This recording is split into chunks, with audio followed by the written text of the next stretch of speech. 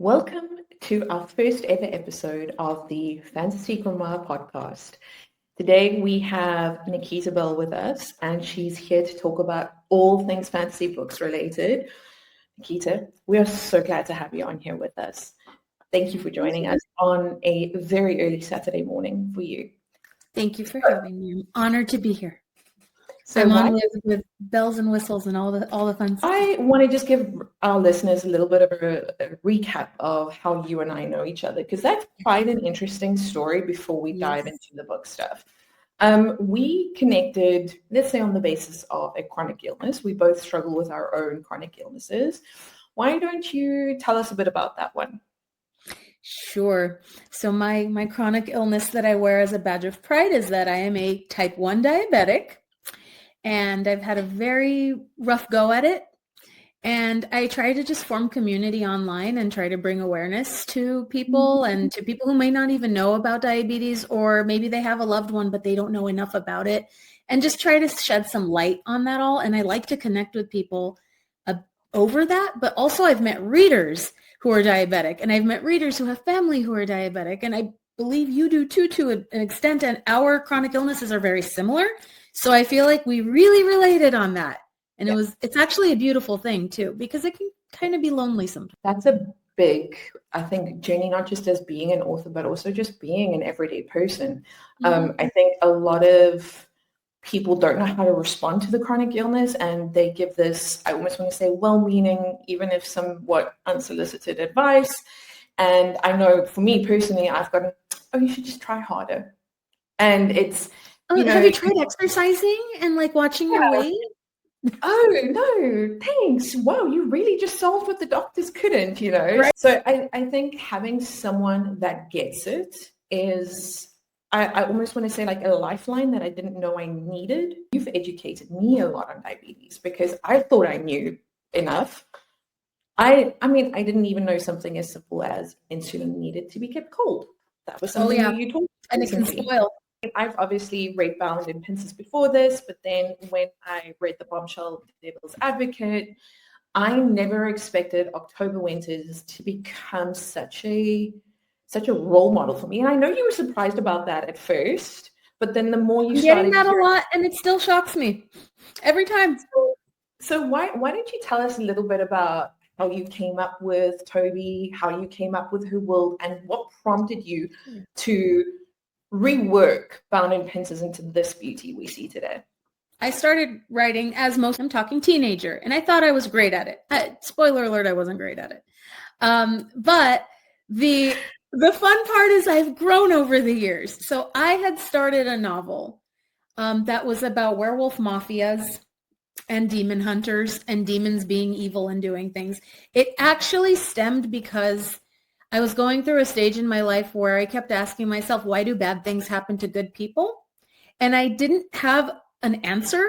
So I thought there must be demons out there like ruining our lives. There's a demon of deception out there making everybody lie. There's a demon of debauchery out there making everybody do terrible things, So in my head, that was where I kind of started the idea of, I'm going to make this demonic world, or this demonic underbelly or underground that lives in our world.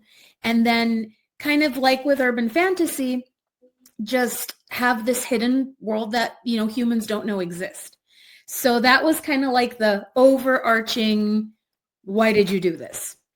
October actually was the antagonist for my main character in that werewolf mafia story. She was a side antagonist. She wasn't the true antagonist. And I wrote her because she's just sassy and doesn't take shit from anybody. And I love that. And I almost wish that was me, because I'm kind of not that girl, although I know you've learned over time that I can be. Way she's my alter ego, Bound in Pincers, which is a short version of the Bombshell Devil's Advocate. I wrote that for an anthology and it got accepted. And then I don't want to say it blew up, but it got a lot of praise. Yeah. And I then decided, I'm just going to publish it on my own on Kindle Unlimited and have like a cute little printed version. I'll do some artwork because I'm an illustrator by trade as well. So I did that. And then once again, it started getting better and better and better feedback. And a life event occurred last year. that kind of jumbled me a bit and had me questioning a few things about my life. And am I ever going to write a novel? Am I just going to do novellas the rest of my life? Maybe I should write the novel. Maybe I should go back to that one that I did 12 years ago. Maybe I should do it because I don't know what's going to happen to me ever again. And then I just decided in the summer of last year to sit down and write the novel. So I took the short one, I expanded it, and I turned it into this very thick boy. Thick girl. Thick girl. When you asked me to alpha read this, first of all, the best choice I ever made, by the way. And then the one I'm the most honored by, the first thing when I opened it, I was like, is this an alpha read? Because it was so extremely polished. Like, I'm still not over that. Like, I edit as I go. I know everyone says don't do that. I edit as I go so that my final is polished. But let's just pause on that for a second, because I think that's an important reminder for any readers or listeners that are thinking, hey, maybe I want to do the writing thing. That's the perfect example of find what works for you. Yep. You don't have to follow this list of rules that everyone says you need to do. If editing as you go works for you, 100% lean into that. Yep. I personally couldn't do it because I get quite overwhelmed with, like, how do I keep the plot right? How do I keep grammatical rules in check? So that wouldn't work for me. But both ways can exist at the same time. Of course, and it's what works for you. Because if you know that you're the type of person that's like, I don't want to write new things today, but I can go back to my old things and make it better. It's still it's kind of like that. You'll see it on social media where people will be like, well, I built a Pinterest board today. Does that count as working on my book? Yes, it does. It does, because you're still contributing to your world. You're still being productive and still coming up with ideas. So it doesn't have to be so linear where it's like, write every day, write 1,000 words a day, have this and have that. Like, I think those are wonderful guidelines and they work for a lot of people, but it's also important to remember that this isn't a perfect science. Find what works for you and just embrace it. Absorb all the advice, absorb what everyone says, and then try it out. And then you'll see eventually what works for you. I read Bound in Pincers first, and that was way before we had connected. And I remember my only complaint was that there wasn't more. Like, I needed more. That was like, if I had to give you negative feedback, because that's not negative, it's actually quite positive. Exactly. And then we obviously connected, and you shared that you were reworking the novel. And I was like, I've never been more excited to alpha read a novel before. And even though knowing what happened in Bound in Pincers, I was still on the edge of my seat with this story. And there are certain moments, and I can't say which ones, the people that have read know what I'm talking about, where I was getting emotional. Like, and I'm not a crier, but like, I was like, what is happening? I think the general consensus in my ARC reading group is that I need to make a t-shirt or a pin that says I cried over a scorpion. That's not necessarily a spoiler. It can mean anything. We love Toby. You dropped Toby on us. She's in Bound in Pincers. But then you dropped Reagan on us. Do you want to tell us where that train of thought or that inspiration came from? I'd love to. Originally, Reagan was meant to be a demon hunter. I had a whole storyline with her for my Werewolf Mafia story. I wanted this like really straight-laced, dry humor, sarcastic, serious, if you can even call it sarcastic and serious, the same thing, character who was a badass female. But then I thought, she's too good to be a demon hunter. I need to do more with her. My demon hunters are a little, if you will, stick up their ass. That's the only way I can think of it. You know, they're a little, that's how they're written on purpose. It's not to say that all people, like the demon hunters are half angel, half human. Yeah. They were raised a certain way. They have this calling. They have to fight the forces of evil. That was what was ingrained in their brains. So they are a little more rigid and a little more soldier-like, if you will. But as I was creating Reagan 12 years ago, I decided she's too good for that. Or there's more to her than that. So I created Reagan, who is a female debauchery demon, or a succubus, if you will. She works under the demon of debauchery. He is the all-encompassing creature. And then they have underlings. I have 13 demon prime evils, and they each have like underlings that work under them. Reagan is a high tier debauchery demon, meaning she is just a little bit higher up in the ranks than most of them are, but she works a low end job. It's kind of like, being a manager at a very low paying establishment, if you will. It's like, she's not at the top where all of her other peers are. She wants to be at the top. She's an ambitious woman. And that's something we're going to explore more in like the next few books. That's not really a spoiler either, I guess. But I really want to create these female leads who are badasses, who can really make us question what we believe about good and bad, good and evil, if you will. And like, even if they are quote unquote evil, they're a demon, they're an evil witch, they kill people, you still want to fight for them. You still want to fight beside them. You still want to root for them. So I love this idea of maybe following the bad guy for once. I think my perception on all of that, though, was in a world where being different is really hard at times, and I think I've said this to you privately, that they almost give us the permission that it's okay to be different. It's okay to not fit into this little box that society gives you. Like in our case, get married, have the 2 kids, have the white picket fence, be a working mom, but also raise your kids. But then I look at characters like Toby and Reagan, who I love both for very different reasons, where they just take no prisoners and they're like, cool story, bro. Take me or leave me. I don't care. I'm still going to sleep well at night. And I love that about them. So you did drop future books. Is there anything you could share for us there? There are going to be about 5 to 6 more. Those will be in October's point of view. And the rest will be in other points of view. And there might be more than 6. I think I am not the only person that is thrilled to hear that. I know you have a lot of people that are demanding for more. So I think, thank you for sharing that with us. Yeah. Now we're just going to eagerly follow and stalk your page. Now it's like, well, what are you doing next? Who's the next narrator? Is it still October? What are you doing? The whole genre of urban fantasy earlier. And obviously we both write books in the urban fantasy space. But we know that recently urban fantasy is not getting as much traction as your areas like your romantasy. Knowing that, so I have a 2-part question.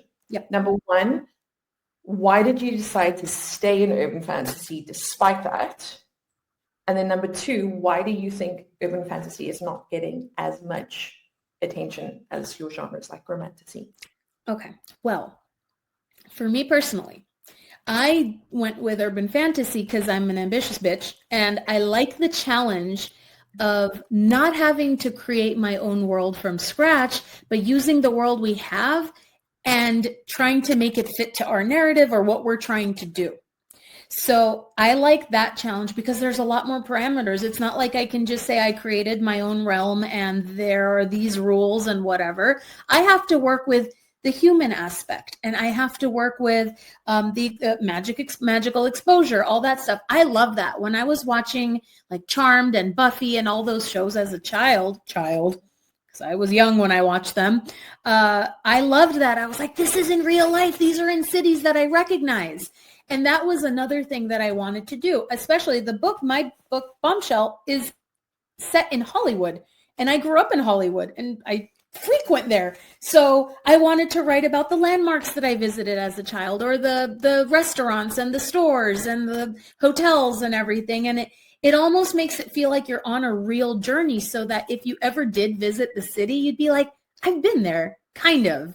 Like I love that aspect. You wrote, if I remember correctly, chapter 11, unless you changed it afterwards, the numbering. It was the Roosevelt.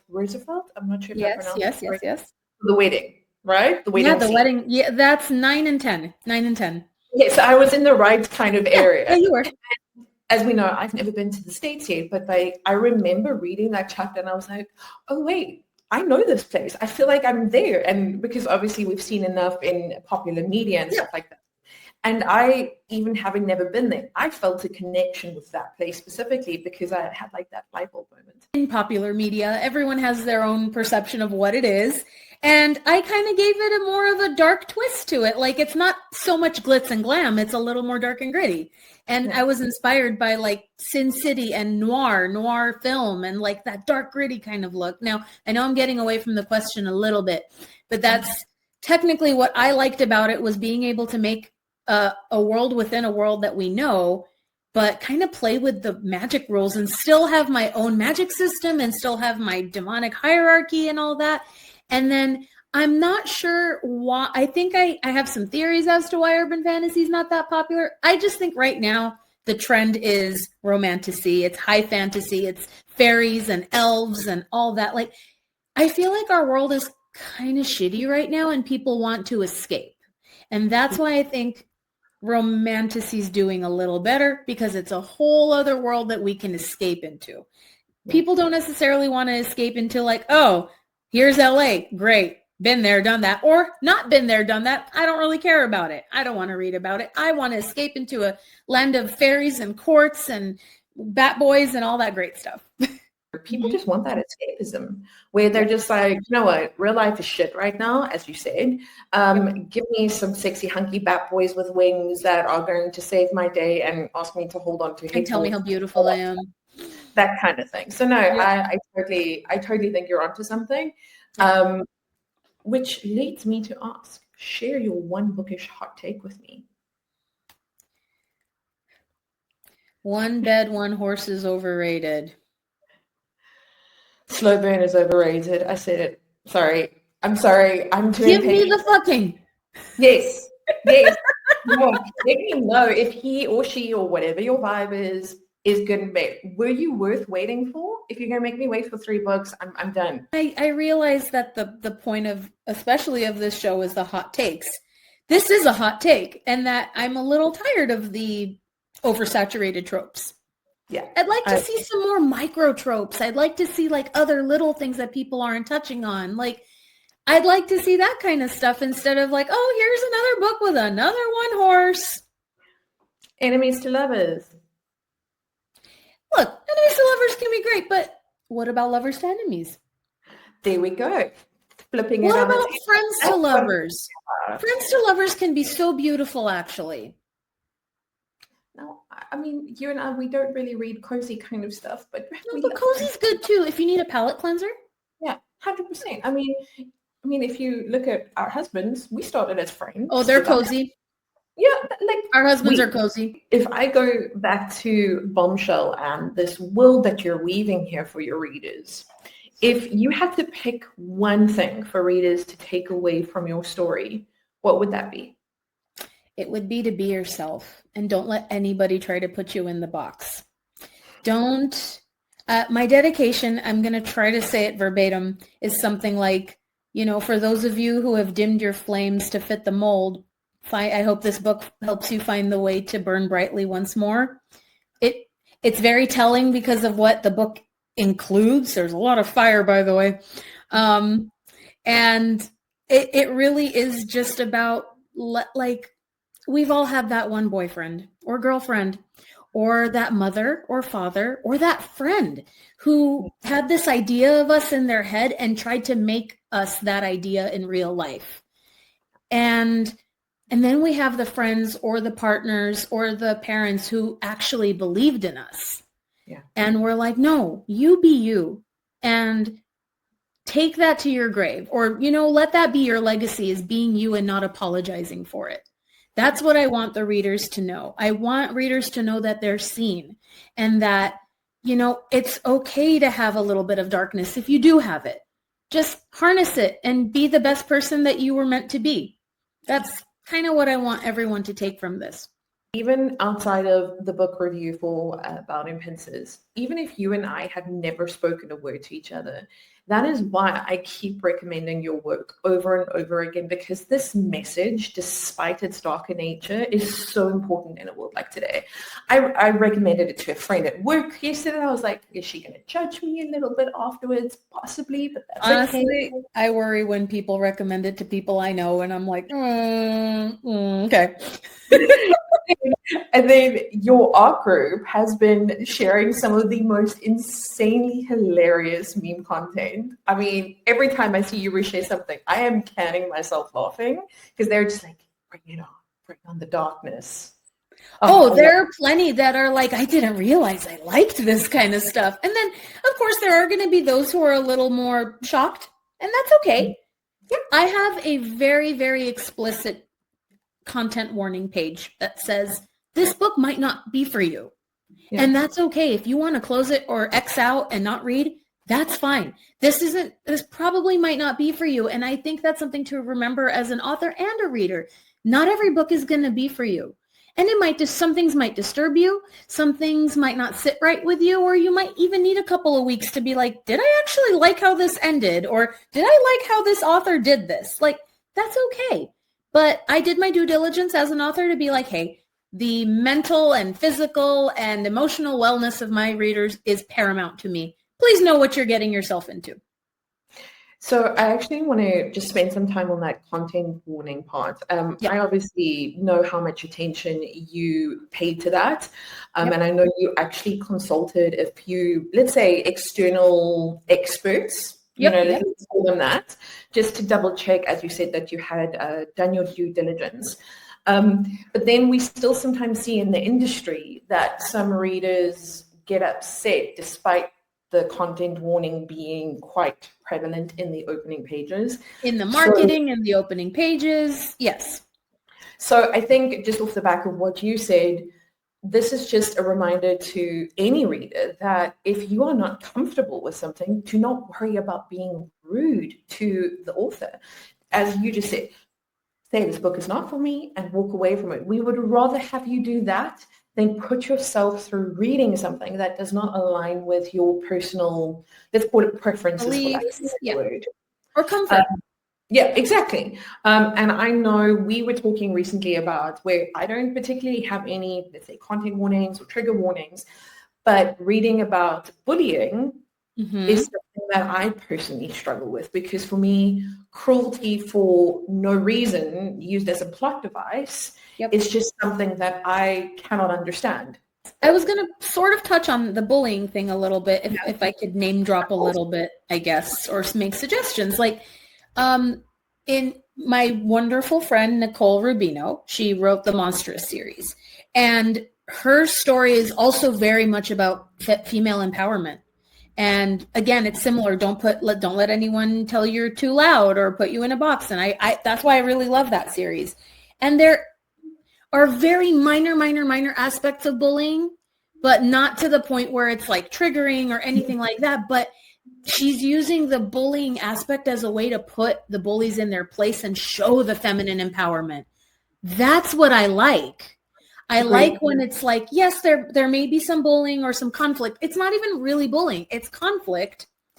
And then this creature or character, because they're about monsters, the story's about monsters, she basically has the main character, I guess, like really come into her own by showing those bullies who's boss. Don't mess with me. Don't mess with my friends.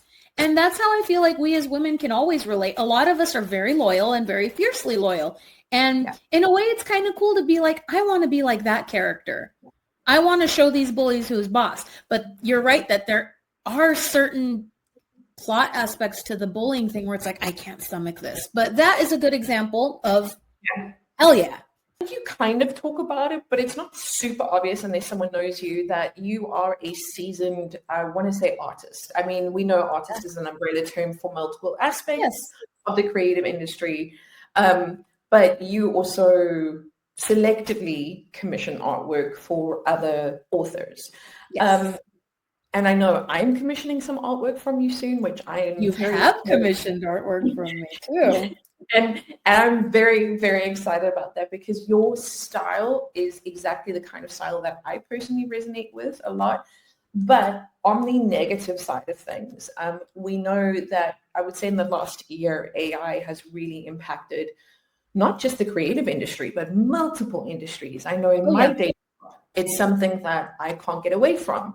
It's taking over. And unfortunately, there has been a little bit of a witch hunt on the socials about who's using AI and who isn't. Right. Do you have any thoughts on this witch hunt? One way or another, there was an artist who worked on a piece of art. The AI is being fed that art by an artist. And, you know, as I like to say, cooking, it cooks with other art and it makes an amalgamation of something else. So if you think about it, when you just write a prompt and then post it on your page or use it as marketing or use it as a book cover, it is theft. Plain and simple, it is theft. Same with the writing aspect. If you ask it, write me a book that has this character and that and this and that, and then you copy paste it and call it yours, it's plagiarism. So in that regard, in that black and white regard, I think it's terrible. Now, as a professional who actually works I'm a senior art director, that is my job in real life. We are actually being told to use AI more as a resource, not to claim it as our own, as a resource to be like, you know what, or even as me as an artist, I'm like, you know what, I want to try a different style today. I might look up the style and try to mimic it with my own artwork it's the same as Googling a picture and being like, I don't know, Google a picture of harsh lighting on a person's face just to get a reference like, oh, the light's coming from there. The arm looks like this. Like, not all artists can just dream up a picture and draw it. Some can, and that's freaking amazing. I need references. I'm not saying use the AI as your only reference. There are so many references, 3D modeling, Google images, stock image searches. You can do all that kind of stuff. And it's a great tool as a resource or for practice, but you should not use it and call it your own. That is theft. And I do believe, like, yes, there is a witch hunt now, and it's unfortunate, but also because I know there are some artists who work really hard or some authors who work really hard and truly they just don't know any better. Sometimes people don't know that it's AI art. They go on Pinterest and they find a picture that seemingly looks good, but they don't know any better.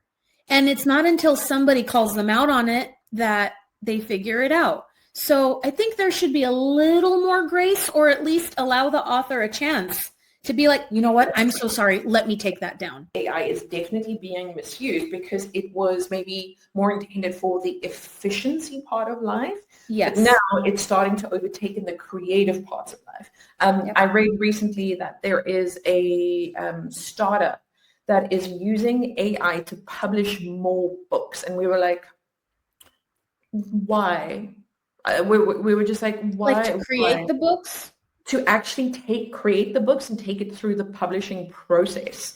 And they, I think they were working on increasing the stat was something like 600 books per year published via AI. And I was like, no, that really wasn't the point of what we were asking for. Thank you. We want to celebrate and support authors. Correct. That's what it comes down to for me. Of course, I love a good story, but I want to support the person who did the hard work. Correct. And that story that came from them because they were inspired by XYZ, as you rightfully just said, you wanted to touch on the aspects of your home, but, put your own little spin on it. My own spin on it, yeah. Cancel culture is a thing. Yeah, it is. And while I understand and appreciate those who are trying to speak out for the artists and the authors who are being, shortchanged and stolen from, and I respect that as an artist and an author or writer, I do believe that there should be a little bit of grace because some authors just don't know any better when it comes to the art. Yeah, that's actually an excellent point because I double checked something with you recently because I would like to think that I have a good eye, but this version for me as a non-artist was so good that I was like, wait, am I? There are certain tells. Yeah. There are certain tells. Why don't you tell me what is an underrated book that you've recently loved? You were talking about Monstrous a little bit earlier. Yes. Is that your pick for an underrated book, or is there another one? I don't know if I want to call the books that I love underrated. I just think they need more exposure. I love Is that a better twist? Like, Yeah. so I have a couple of books I'm reading. They're actually behind me. There's one called The Nightmare Novellas. It is by an amazing friend of mine, Jordan Kindig. I hope I pronounced that correctly. Kindig or Kindig? I think it's Kindig. Anyways, it's a series of novellas in one book. And it gives me Witcher vibes completely, which is, she and I were published together in the anthology that had Bound in Pincers. And that's how we became friends. And she and I have just been checking in for the last now almost 2 years, which I cannot believe. That's almost been 2 years. I think it's been like a year and a half almost. And we've been on each other's tails with the publishing journey. She published in November. I'm publishing in February. So I don't want to give away too much, but I adore her writing style. It is engaging and you really feel like you're in a different world, which I know is completely against my whole, I love urban fantasy. But no, when it comes to like, I love The Witcher, but I want more of that. Yeah. I now have something and I'm supporting a friend. Yeah. So I really, really, really appreciate that a lot. Not calling it underrated. I just need more people to read it. I need more people to know about it. But if I may interject there for just a minute, that's really what I think being in indie is sometimes, where people make or break their journey, is that sure, your book can be good, but if you don't get your book in front of the right people. Yep. Because, and we speak about this a lot on the podcast, if the fantasy genre itself is so oversaturated that you need to stand out amongst sometimes 2 to 5 million people, which is hard. It's about marketing. I would argue that it's harder for you and me as urban fantasy writers, or not necessarily that hard romantasy writer. Mm-hmm. We need to really find our audience, because sometimes a romantasy reader will pick up our book and be like, nope, not for me. Too dark or too realistic or whatever, like they're not our reader. And that's fine. We just need to find our genre, or not our genre, our demographic. Yeah. We need to find those people. Like right now, I'm finding the dark romance goth girls. They love this book. Or not necessarily goth girls, but yeah, I marketed towards like, I think at one point I made a video that said, this is for the girl or boy who listened to Linkin Park and got made fun of for it. Pick up this book. This is for you. Like we all went through our little rocker stage or a little punk stage, like, and then we were made fun of for it. Sometimes we weren't. Definitely was. I was called a goth weirdo so much as a child. I say child, I mean teenager. And now, as an adult, I'm like, fuck this, I can read and write whatever I want. I'm going to write this book. This is for the little 13-year-old me who was bullied. Linkin Park song and Numb. I think I was about 13 or something. Of being what you want me to be. I mean, damn. Like, they're the only people that will ever understand. Get me. You know? We're teenagers. We were just like, oh yeah. That. And it was so weird that this band, it felt like they were my friends. And that sounds so crazy saying that out loud. I completely agree. And for so many reasons. They get me. They get me, but they also got half of us across the world, because we were all relating to this feeling. And yeah, And then when a part of them died, a part of us died. I remember it was a Friday at work. We were sitting in shock. We couldn't do work because we were like, no, we just saw them performing live in Cape Town. They were my first concert that I ever got to go see. Oh. Yeah, it's and it was their first time to Cape Town, South Africa, where I'm originally from. And I never really had money for concerts before that, but I was like, no. I was like, Linkin Park, I don't care. I must see for a month. And can say they are a must-see now with their new singer.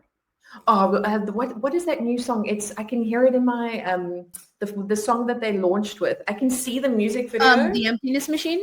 That one. Okay. Fun fact: Spotify Rap. Apparently, I was 0.005% of listeners who listened to that song on a loop. I believe that. I wrote the last half of Bombshell to that song. When Linkin Park did their collab with Jay-Z back in the day, oh my God. The Points of Authority and 99 such a good song. The way I have this fight scene for the Clash of the Damned, like repeat in my head, and like they're jumping and they're like qua and qua. Yeah, it's cinematic. Yeah, right. And that's something I also think you and I do probably. I know I do, and I think you do too. Where it's like you kind of see it as a movie in your head, and then you just write it. Very much so. And it shows because your book, the Rule of the Damned, I read half of it on a plane because I was so engaged. I was like, I'm just flying through this book because again, like when you can really picture it in your head like a movie, first of all, I feel like that's the greatest compliment of all time because it's hard to do.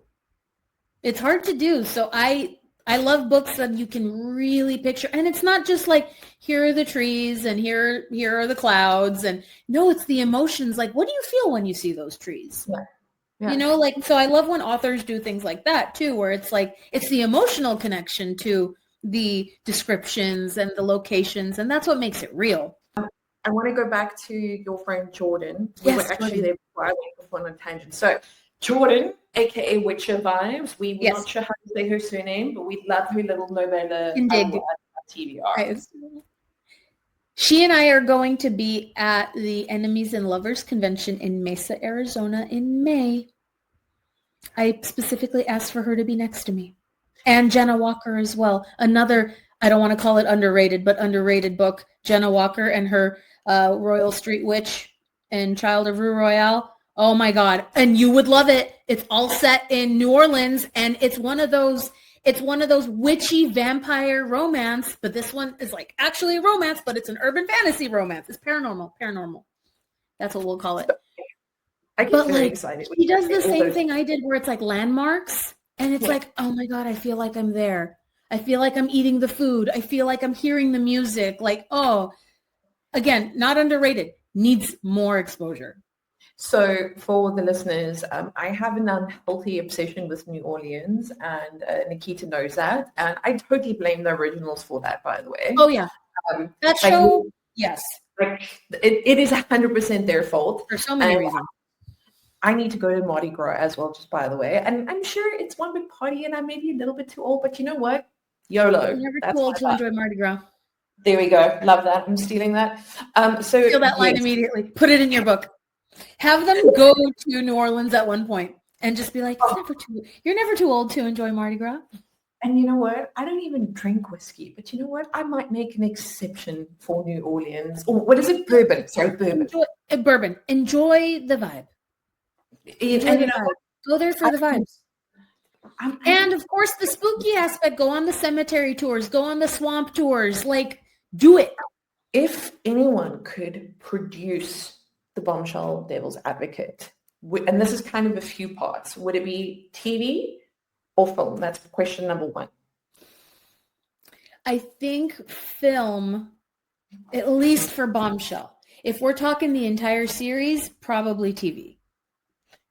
And then so we're going to go into the film direction now. Let's do film. Okay. Is there any specific director that you would choose to produce it? I'm going to pronounce his name incorrectly. Okay. Baz Luhrmann. Baz? Yes. Yeah, Baz or Baz. He's Australian. Yes. He did Moulin Rouge. He did The Great Gatsby, The New Great Gatsby. He did Romeo plus Juliet. He did so many, like his visual style is just out of this world, cinematically beautiful, so many effects. And if you've noticed, if you've watched his films, very music based. He loves to either, I don't want to say commission, but he'll hire specific composers or musicians to do the soundtracks. And like Moulin Rouge was completely like, it was partially a musical. And The Great Gatsby had, I believe Jay-Z produced most of it. And Beyonce, they produced most of the soundtrack. And of course there was another composer, but they worked together in tandem. But I love his visuals and cinematography, but I love how he directs the actors. And I also love how his use of music. And when, or if you've read my book, you will know that every chapter is based off a song, and they're not called chapters. They're called tracks. And my table of contents list is a set list. Like, again, that's going into the whole, like, the rock star vibe. We're trying to go with a vibe. This is an experience. It's not a book. So Bob Lerman. I think readers are in for such a treat because there's also a special part of your book which only people that purchase the released version will get access to. It is a hybrid graphic novel as well. Correct. And without trying to stroke your ego, your artwork is phenomenal. Okay, like let's not act surprised. We know it is. Okay, and I don't think people realize how much love and care you have put into this artwork and how that showcases in the pages of your book. Just seeing how you create the emotion in your artwork, that you first get to us in the words, then into the artwork, and then just imagining that taking a step further into film, I think is mind-blowing. If you had to pick a Toby and a Reagan cast, who would you pick? Margot Robbie is my Toby. Oh, but she's pretty. Margot Robbie is my Toby. Give her a short haircut, not maybe like mine, a little longer, messy, and give her some really heavy makeup and a leather jacket, and that's my Toby. And some people I know were saying Ava Green. She's a little older, which is not bad, by the way. That's not bad. She's fucking beautiful. Yeah. So she does fit the vibe, but I don't know if she fits the rock star vibe, but she does fit the badass bitch vibe. But Margot Robbie, I think, is going to pull it off. I will say, I know I had like a long time ago in Bound and Pincers, I had a reader say that, oh, I'm getting Harley Quinn vibes from this character. I'm like, it's funny because I wrote her before Harley Quinn was popular. Well, Margot Robbie's version. Margot Robbie's version of not obviously Harley Quinn's been around longer than I've been alive, I'm pretty sure. But so yeah, I would definitely cast her. Reagan, I'm not sure, although I can tell you my inspiration for her was the lead singer of Garbage, Shirley Manson, that gorgeous red hair and icy blue eyes when she was younger. She's gotten on in years now, but I love her. She's so beautiful. But that younger version of her, just that in fact, the truest inspiration was from a James Bond song she did called The World Is Not Enough. I remember. If you just watch that video, that's who I picture. Oh, wow. Yeah, because like now that I'm thinking of it, I can't think of a Reagan cast either. She's not there yet. We don't have one. No. Some people said Emma Stone, and I said Emma Stone's too quirky. Reagan's Yeah. Like, if you could take Emma Stone with maybe a few more curves, because I imagine... Yes, she is curvy. With Ava Green's sexiness, because let's be honest, that woman is just sex on eggs. I can see that. Like, match that up. Yeah. I can totally see that. We'll find an actress for her someday. We'll find it. Until then, if any directors are listening, get on that movie, please. Thank you. So at the time of recording this episode, it will have been before your book launches, but it will release just after your book has launched. Cool. This book is special. This book launch is special for you in more ways than one. Do you want to tell us about why that is? Sure. I won't go too deep into it, but basically February 6th of last year, I woke up from a 4-day coma after having kidney failure. And there was a moment where my family didn't think I'd come back. So to me, it's like my second birthday, and I want to take February 6th as a way of saying I did it. And that's earlier in this episode, I touched on, the fact that I almost wasn't able to write this book or draw. I wasn't able to draw this book or write this book. There was a moment where that would have never happened. So I definitely wanted to, kind of like October, I want to live forever. And the best way to live forever is through books. Yeah, that's... I'm trying not to cry. I'm trying not to cry. I was like... I can't say, though, I am completely healed. We're good. Not on dialysis anymore. I'm just having to watch my weight. It's a process. But that's what February 6th means to me. It's my second birthday. It's my way of saying I'm not going anywhere. And now it's my way of saying I'm going to live forever through a book.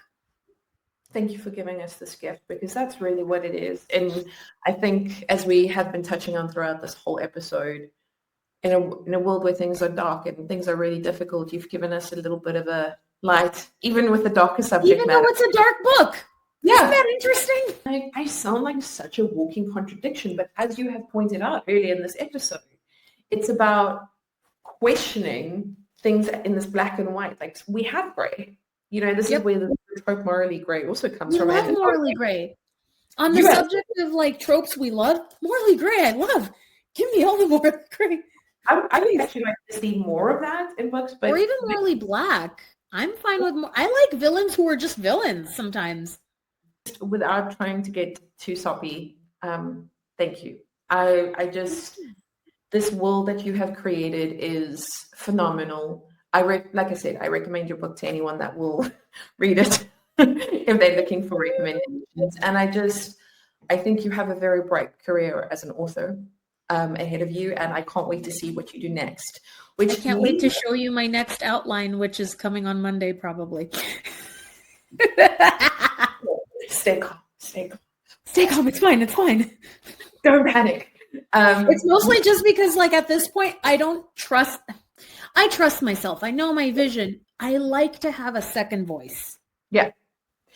You know, you're saying that, and I have realized that through our brainstorming on writing, because you also helped me brainstorm, is that we have all these ideas in our head, and sometimes it's so hard to focus on the right one, and you just need to be able to brainstorm with someone that understands your vision, understands your writing style. Or is also on the outside. Yeah.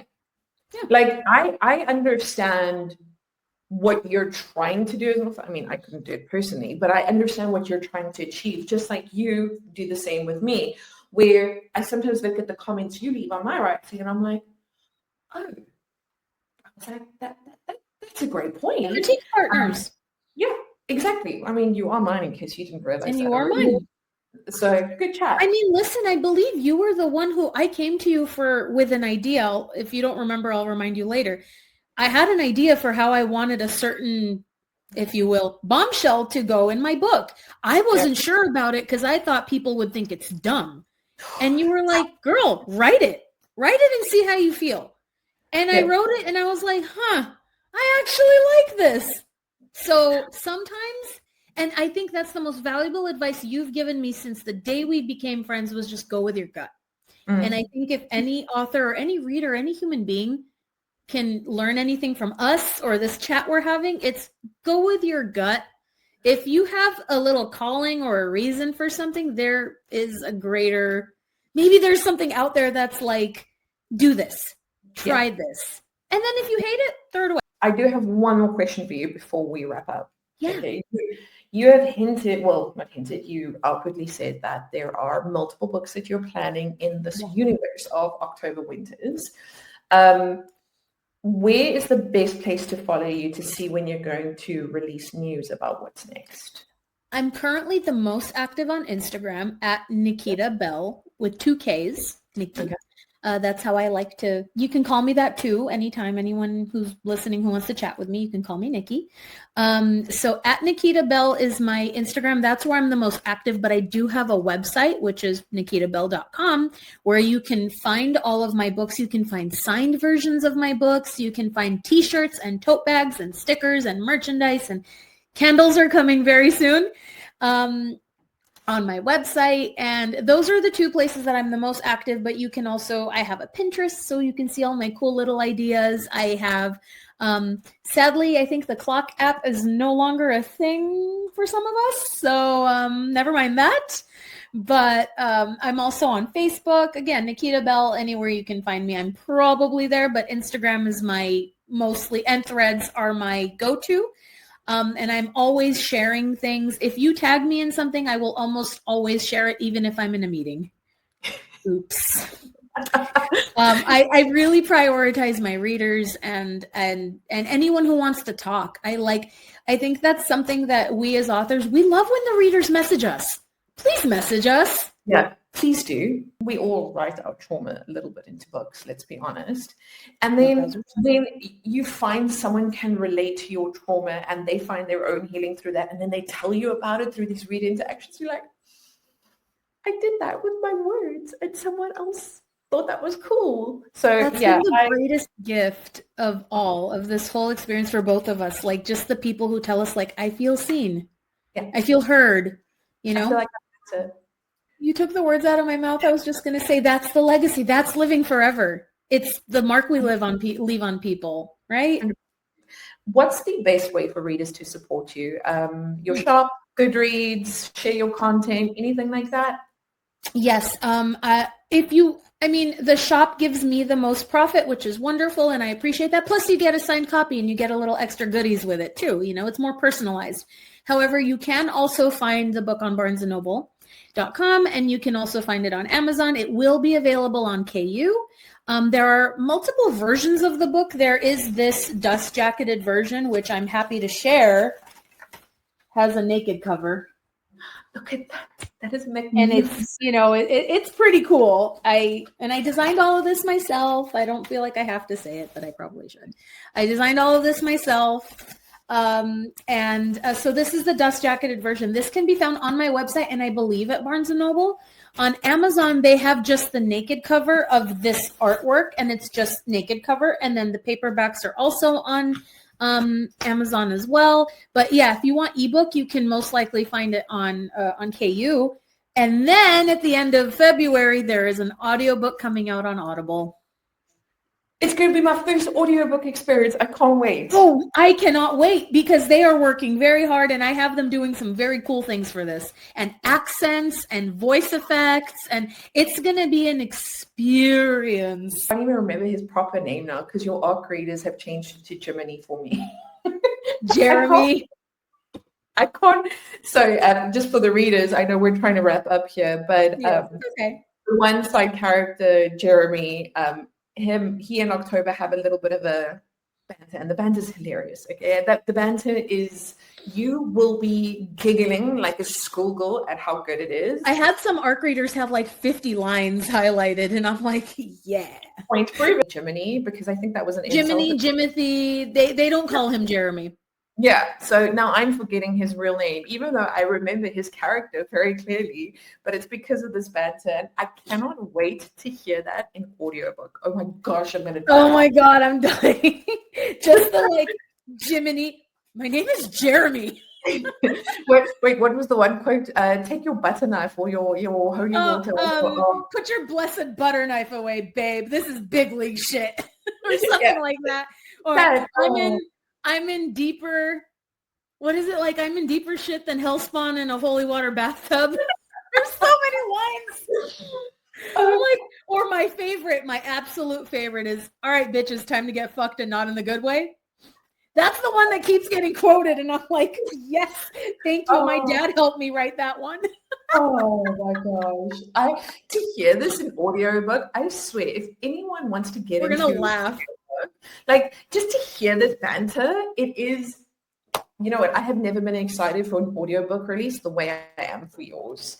And is it, we'll announce this on your Instagram page, that's the best place for people to get the most up-to-date news. The only reason I don't have a hard date is because Audible is a little temperamental with when they release it, but we're looking at February 28th.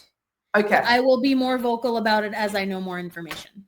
Fantastic. Nikkita, you are incredible. This episode has been incredible. And I just want to thank you so much to joining me today and taking some very valuable time out of your day for me. To readers that have just, remember to tune in 2 weeks' time where we're going to be posting Alexandra K. Sloan's episode. She is a romantasy author and she will be sharing what she's busy working on as well as her thoughts about romantasy as a genre as well as certain popular, let's say, themes, SJM. Other than that, have an amazing day, Nikkita, and I'll chat to you soon. Thank you, Stephanie. I love you very much.